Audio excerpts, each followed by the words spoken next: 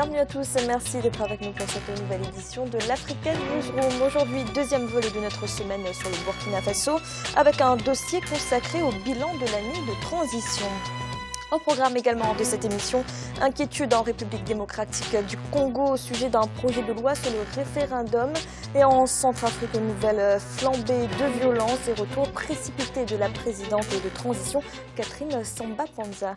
Et pour nous accompagner pendant cette émission, nos éditorialistes, Alfred Chango, bienvenue. Merci Fanny, heureux de vous retrouver sur ce plateau et puis heureux aussi de retrouver mes téléspectatrices. Et Jean-Marie Bitomo, bienvenue. Bonsoir Fanny. Heureux de vous retrouver, comme l'a dit si bien Alfred. Tout de suite, l'actualité du jour.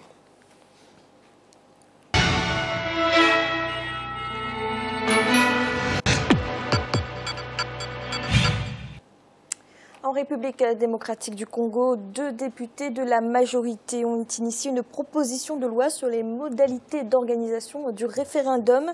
D'après ses auteurs, le texte vise à doter le pays d'un cadre juridique dans ce domaine. Mais l'opposition dénonce une nouvelle manœuvre pour permettre au président Joseph Kabila de se maintenir au pouvoir. Paul de Singoué. C'est un projet de loi qui cristallise les débats en RDC, celui sur le référendum. 2 députés de la majorité présidentielle ont déposé ce projet de loi à l'Assemblée nationale le 26 septembre 2015. Si ce projet suscite des remous au sein de l'opinion congolaise, c'est parce que la Constitution ne prévoit que 3 cas de figure pouvant entraîner l'organisation d'un référendum en RDC. Celui pour changer la capitale, celui pour changer les frontières du pays ou encore celui pour modifier la Constitution. Du coup, au sein de l'opposition congolaise, ce projet de loi inquiète. Ici, on y voit une manœuvre du pouvoir en place pour modifier la Constitution afin de permettre au président Joseph Kabila de briguer un 3e mandat. Nous les voyons venir. Ils veulent organiser un référendum. Je vous assure que notre peuple sera mobilisé et je vous parle comme le modérateur de la dynamite de l'opposition. Nous allons nous réunir pour barrer la route à ces imposteurs de dernière minute. Ils veulent troubler les eaux alors que notre peuple n'attend que les élections, pas autre chose. Pour la majorité présidentielle, ces inquiétudes ne sont pas fondées. Pour eux, s'ils souhaitent organiser les élections, c'est avant tout pour offrir un meilleur cadre juridique au Congo. Je tiens à vous rappeler que le référendum ne concerne pas nécessairement une révision de la Constitution. Ça, c'est de l'agitation politicienne. Il n'y a pas d'État sans loi référendaire, que ce soit en France ou aux États-Unis ou partout. Parce qu'en 2005, nous avions rédigé à la hâte, donc la RDC avait rédigé à la hâte un projet de loi qui vient du gouvernement pour organiser le référendum concernant la révision constitutionnelle. L'élection présidentielle est prévue en 2016 en République démocratique du Congo. Là-bas, la Constitution interdit au président d'exercer plus de 2 mandats. Alfred, est-ce que le moment choisi pour présenter ce projet de loi peut faire penser à quelque chose de suspect ? Fanny, la vraie question, c'est de savoir quelle est l'opportunité politique, quelle est l'opportunité juridique de proposer ici et maintenant cette tentative de projet de référendum. Rien ne justifie en effet, alors qu'on est à 1 an de l'élection présidentielle, qu'on puisse justement suggérer ce genre de choses. Ça ressemble plutôt à une manœuvre dilatoire, habile de la part d'un certain nombre de députés. Il faudra d'ailleurs se rendre compte que l'un d'entre eux vient d'entrer au gouvernement. Mais vous savez, hein, les hommes liges, ils sont comme ça. Jusqu'à présent, Joseph Kabila ne s'est pas prononcé sur oui ou non, il se présente ou pas, mais les gens s'agitent tellement, que ce soit dans son camp que dans l'opposition, mais on perd de vue l'essentiel. Et je pense effectivement que le Congo souffre le plus grand mal de la RD Congo, c'est vraiment sa classe politique ou politicienne, pour le dire autrement. Depuis 1960, on s'aperçoit qu'on a des hommes politiques qui ne sont pas à la hauteur des enjeux de ce pays-là, qui ne sont pas à la hauteur de ce pays-là. Et là, on en a encore une autre preuve flagrante. Jean-Marie, donc l'opposition a raison d'avoir ses inquiétudes ? Je pense que l'opposition a tout à fait raison d'avoir ses inquiétudes, là, dans la mesure où vous avez une constitution qui fixe le fonctionnement démocratique organisationnel des élections dans ce cadre-là, une fois que le cadre est fixé. C'est ça un peu, si vous voulez, Fanny, chez nous en Afrique, on a un mal fou à s'y faire avec comment dirais-je, les règles qui sont posées par nous-mêmes, à travers nos constitutions. Donc, dès l'instant que vous avez une initiative comme celle-là qui est prise, c'est-à-dire le but, il est vu d'avance par tout le monde.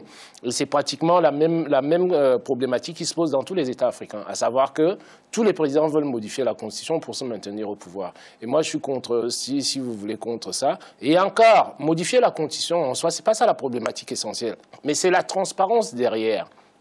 On a le droit de modifier une constitution, mais à une condition, c'est que ces élections-là soient des élections transparentes et qu'on puisse s'asseoir autour, et l'opposition et le parti au pouvoir, pour essayer d'essayer de mettre en place des conditions acceptables par tout le monde.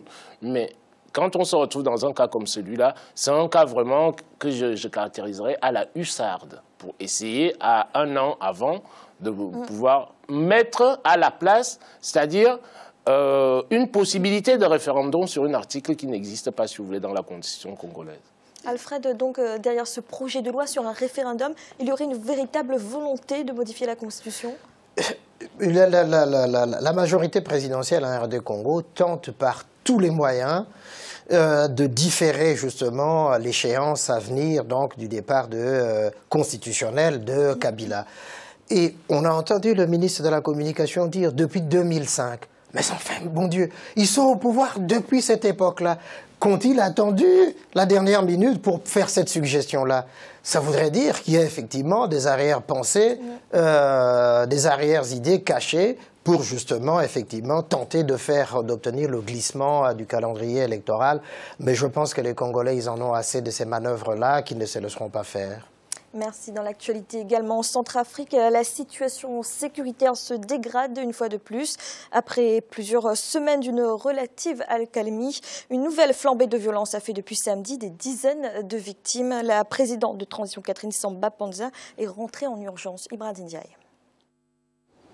En République centrafricaine, la situation reste toujours préoccupante. Malgré le couvre-feu décrété dans la capitale Bangui de 18h à 6h du matin, la violence et les pillages inquiètent les autorités et la population. Les manifestants réclament la démission de la présidente de la transition, Catherine Samba Panza, qui a lancé un appel à la retenue depuis New York, où elle participait à l'Assemblée générale des Nations unies. J'appelle tous les protagonistes de cette énième nouvelle crise de tous bords à la retenue et au respect des engagements pris devant l'opinion nationale et internationale lors du Forum national de Bangui, afin d'accorder la primauté au dialogue et à la réconciliation. J'en appelle aussi au patriotisme des forces vives de la nation de s'impliquer sincèrement dans la recherche de la paix et dans le maintien de la cohésion intercommunautaire en évitant à tout prix de jeter de l'huile sur le feu.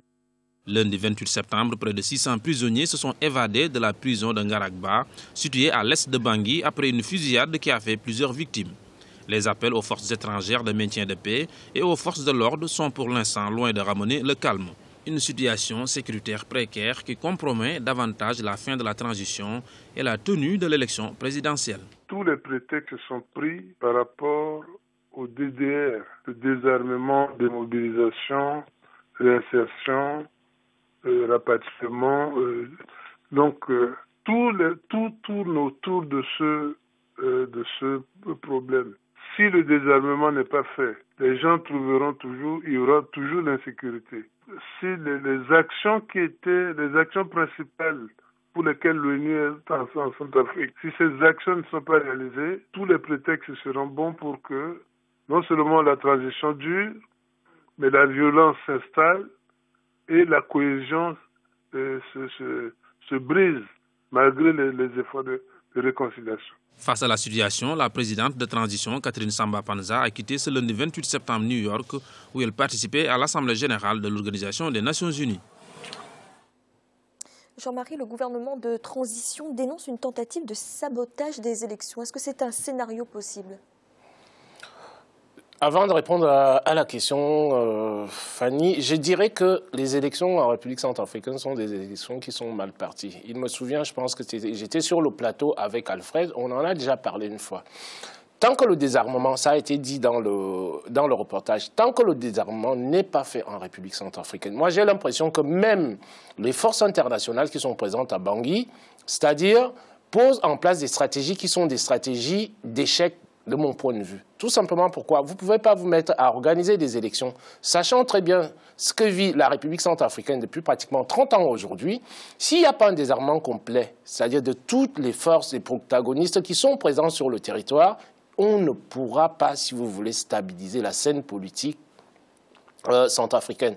Tout simplement pourquoi? Parce que vous aurez toujours une faction qui, comme les gens sont habitués à cette dynamique-là, à cette logique-là, qui se leveront le lendemain et ils vous diront que bon, maintenant, on réclame le pouvoir, on réclame telle ou telle chose. Donc, la première des choses à faire, c'est de sécuriser l'entièreté du territoire. Si on sécurise que quelques poches, à la limite, on n'a rien fait. Les forces internationales qui sont présentes en République centrafricaine sont présentes dans la capitale. Mais quel est leur objectif? Être présent dans la capitale, si vous voulez, toute la République centrafricaine ne se réduit pas à Bangui. Donc quand on nous parle uniquement de Bangui.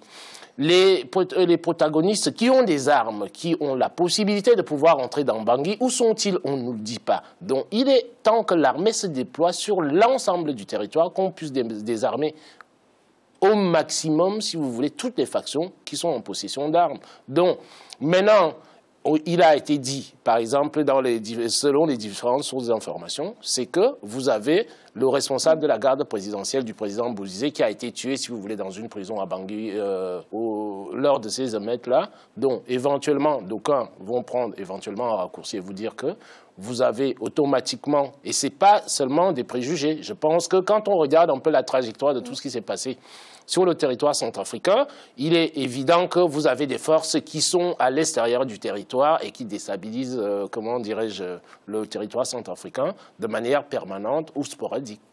Alors justement, Alfred, la présidente de transition elle-même a accusé les forces de l'ancien président François Bozizé d'être derrière cette nouvelle flambée de violence. Qu'est-ce que vous en pensez? C'est fort probable, c'est fort possible, hein, Fanny.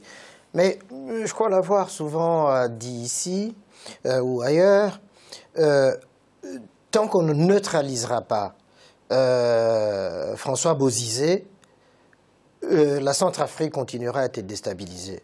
Cet homme, d'abord, c'est un criminel de guerre. C'est lui qui a provoqué en 2003 les faits qui ont conduit aujourd'hui Jean-Pierre Bemba à La Haye. Ange-Félix Patassé était président à cette époque-là. Il a pris les armes pour renverser Ange-Félix Patassé. Il y avait eu des morts, des multiples morts. Avant qu'il ne soit renversé par les Sénéca, il a commis aussi d'autres crimes. Mais voilà, cet homme, il se balade à travers l'Afrique, à travers le monde, sans être le moins du monde inquiété. Il est peut-être temps aujourd'hui qu'on le mette le grappin dessus, qu'on le ramène à La Haye pour qu'il soit jugé des crimes qui ont été commis pendant la fin de son règne à Bangui. Donc, au fond, aujourd'hui, quand on voit cette flambée de violence à Bangui, on peut s'interroger, effectivement. La situation est volatile, tout le monde est conscient de cela, mais on s'était finalement habitué un tout petit peu à ce semblant de calme après le Forum national qui avait eu lieu, et puis les échéances se rapprochant. Pourquoi tout d'un coup il y a cette flambée de violence? Ça voudrait dire qu'il y a des forces souterraines, extérieures probablement, qui essaient de déstabiliser, d'empêcher qu'on aille jusqu'au bout de ces échéances, de la fin de la transition en réalité. Jean-Marie, est-ce que les élections peuvent encore se tenir avant la fin de cette année? Moi, ça m'étonne un peu, si vous voulez, par rapport aux dispositions. C'est-à-dire, on nous dit que les élections doivent avoir lieu. Il y a une problématique, on a parlé de la problématique sécuritaire du territoire. Fanny, il y a autre chose dont on ne parle pas ici, à savoir, si vous voulez, le fichier électoral. Le fichier électoral en est où aujourd'hui? Donc, on va aller aux élections. Quels sont les gens qui vont voter? Est-ce qu'il y a un recensement éventuel des Centrafricains qui a été effectué? Évidemment, quand on lit, si vous voulez, les rapports, il y a eu un rapport là qui a réuni toutes les forces internationales, à savoir l'Union européenne, les États-Unis, il y a eu l'Union africaine qui était assise. Ils ont pris des dispositions qui étaient les dispositions suivantes, c'est qu'il fallait impérativement que les élections aient lieu en 2015. Est-ce que c'est possible matériellement qu'il y ait des élections en 2015? En ce qui concerne le budget, si vous voulez, de cette élection-là, le budget a été comment dire, jusque-là, rempli jusqu'à hauteur de 50%. Bon, je ne sais pas si on va arriver au 100%, puisque l'élection présidentielle doit se dérouler le plus rapidement possible. Bon, donc je pense que nous allons là au-devant d'énormes difficultés. Si vous n'avez pas le budget qu'il vous faut pour mener, comment dire, des élections fiables, claires, je ne sais pas quel est le résultat qui sortira de ces élections-là, parce que ce sera encore un moyen donné, si vous voulez, aux opposants de pouvoir prendre encore les armes, c'est dire que bon, ce qui a été mis en place, ça n'a pas été respecté, puisque tous les Centrafricains n'ont pas voté. Donc à partir de là, ce sera encore une nouvelle source d'instabilité par rapport à la République centrafricaine. Merci. Nous allons marquer une courte pause un instant, la deuxième partie de l'Africa Newsroom. À tout de suite.